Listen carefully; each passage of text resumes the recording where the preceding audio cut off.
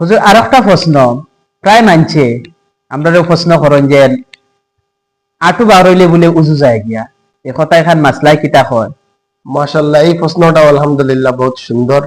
কিন্তু এইটা মাসলা আমরাও আগে শুনছি আর কি।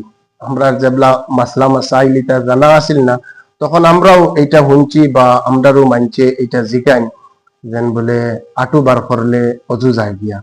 আসলে বেটাইন্তর সতর হইয়া থাকলো গিয়া মানে নাবির উপর তনে লইয়া আটুর তল পর্যন্ত গুড়িয়া রাখা নামাজের বাইরে এবং ভিতরে দুই জায়গা ফরজ।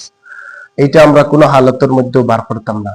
এখন খোঁজায় পচ্চিতে যদি আটু বার হয়ে গেছে তাহলে অজু যাইতো না, কারণ অজু যায় 7 বাতে। এই 7টার ভিতরে এইটা লেখা নাই যেন বলে আটু বার করলে অজু যাইব গিয়া, কিন্তু আমরা আটু বার করতাম না।